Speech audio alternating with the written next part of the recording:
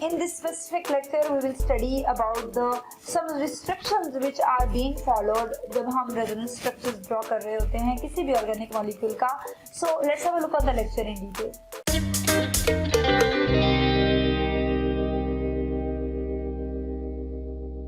आप लोगों ने रेजोनेंस के बारे में जाना, रेजोनेंस के रूल्स के बारे में जाना. अब आप लोगों को पता है कि रेजोनेटिव स्ट्रक्चर्स ऐसे स्ट्रक्चर्स होते हैं जो कि हमारे पास एक्चुअल स्ट्रक्चर की तरफ अपना कंट्रीब्यूशन जो है वो शो करवा रहे होते हैं. अगर फॉर एग्जांपल किसी मॉलिक्यूल के 5 रेजोनेटिव स्ट्रक्चर ड्रॉ हो सकते हैं तो ज़रूरी नहीं है कि हर रेजोनेटिव स्ट्रक्चर उसके एक्चुअल स्ट्रक्चर की तरफ एक जैसा पार्ट प्ले करे. पार्ट प्ले करने से मुराद ये है कि वो सारे के सारे रेजोनेटिव स्ट्रक्चर्स का स्ट्रक्चर एक्चुअल स्ट्रक्चर के साथ उतना ही मिलता जुलता हो. कुछ रेजोनेटिव स्ट्रक्चर्स का स्ट्रक्चर एक्चुअल स्ट्रक्चर के साथ ज्यादा मिलेगा, कुछ का कम मिलेगा. उसके हिसाब से हम उनकी कंट्रीब्यूशन जो है उसके बारे में डिसाइड करते हैं. ठीक है, अब यहाँ पर हम कुछ छोटे छोटे पॉइंट्स देखेंगे जो हमें ये डिसाइड करने में हेल्प करेंगे कि कौन से कंट्रीब्यूटर्स मेजर कंट्रीब्यूटर्स होते हैं और कौन से कंट्रीब्यूटर्स जो होते हैं वो सिग्निफिकेंट या माइनर कंट्रीब्यूटर्स होते हैं. अब अगर किसी मॉलिक्यूल के 3 या 4 5 जितने भी रेजोनेटिव स्ट्रक्चर ड्रॉ हो रहे हैं और उसमें कुछ रेजोनेटिव स्ट्रक्चर्स ऐसे हैं जिसमें हमारे पास कोवलेंट बॉन्ड्स ज्यादा मिल रहे हैं. ठीक है, मोर कोवलेंट बॉन्ड्स हमें देखने में मिल रहे हैं तो वो उतना ज्यादा स्टेबल मॉलिक्यूल होगा. क्यों होगा? क्योंकि उसमें रीलोकलाइजेशन के चांसेस होंगे. सिंगल डबल ट्रिपल बॉन्ड हमें ज्यादा देखने में मिल रहे हैं तो वो मॉलिक्यूल जो होगा वो ज्यादा स्टेबल होगा. अब इन मॉलिक्यूल्स में देखें तो इन मॉलिक्यूल्स में 2 3 4 5 हमारे पास बॉन्ड्स हैं. यहाँ पर 1 2 3 4 बॉन्ड्स हैं. 1 2 3 4 बॉन्ड्स हैं. ठीक है, ओवरऑल तीनों मॉलिक्यूल्स हैं वो न्यूट्रल मॉलिक्यूल्स हैं. तो ऐसा मॉलिक्यूल जिसमें ज्यादा कोवलेंट बॉन्ड होंगे वो मेजर कंट्रीब्यूटर होगा. तो हमारे पास इस एग्जांपल में ये वाला मॉलिक्यूल ऐसा मॉलिक्यूल है जिसकी contribution towards the actual structure of the molecule सबसे ज्यादा होगी. ठीक है, अब हम दूसरे रूल की बात करते हैं. दूसरा रूल हमें ये कहता है कि वो मॉलिक्यूल जिसमें चार्ज नहीं होगा, जो न्यूट्रल होगा, वो क्या होगा? वो मेजर कंट्रीब्यूटर होगा. ओवरऑल अगर पॉजिटिव और नेगेटिव चार्जेस, हमने बहुत सी एग्जांपल देखी मॉलिक्यूल हमारे पास ऐसे भी रेजोनेटिव स्ट्रक्चर्स हैं जो कि चार्ज स्पीशीज हैं, लेकिन positive negative charges equal quantity में होने की वजह से और क्वांटिटी में सेम होने की वजह से वो क्या थे, दूसरे के इफेक्ट को कैंसिल कर रहे थे. मॉलिक्यूल ओवरऑल न्यूट्रल हो रहा था और हमारा ओवरऑल मॉलिक्यूल जो है वो न्यूट्रल होना चाहिए. ठीक है, अगर हमारे पास सारे रेजोनेटिव स्ट्रक्चर जो है वो न्यूट्रल हैं तो विदाउट चार्ज स्पीशीज जो होगी वो ज्यादा मेजर कंट्रीब्यूटर होगी, ज्यादा मेजर अपना रोल प्ले करेगी, उसकी कंट्रीब्यूशन ज्यादा होगी. फर्ज करें 60% है, 50% है, 40% है as compare to other resonative structures.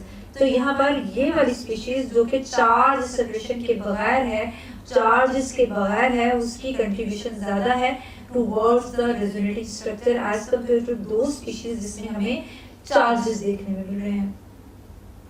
तीसरा जो हमारे पास रूल है वो हमें ये कहता है कि अगर फॉर एग्जांपल हमारे पास मॉलिक्यूल्स के अंदर सारे रेजोनेटिव स्ट्रक्चर्स के अंदर चार्जेस हैं, लेकिन जितने ज्यादा वो करीब चार्जेस एक दूसरे के पड़े हुए होंगे उतना वो कंट्रीब्यूटिंग स्ट्रक्चर जो होगा, उतना वो कोनिकल फॉर्म, उतना वो resonative structure major contributor structure होगा. और जितने चार्जेस ज्यादा दूर दूर होंगे विद इन अ मॉलिक्यूल वो लेस कंट्रीब्यूटर होगा. ये मॉलिक्यूल हमारे पास मेजर कंट्रीब्यूटर है और यहाँ पर जो है चार्ज सेपरेशन हमारे पास ज्यादा है, चार्जेस ज्यादा सेपरेट हो गए हैं, दूर दूर हो गए हैं, तो this is the less contributor. ठीक है, look at the fourth rule of the contribution of resonating structure which says that कि negative charge अगर किसी मॉलिक्यूल के ऊपर है तो वो ज्यादा हाई इलेक्ट्रोनेगेटिव एटम के ऊपर होना चाहिए.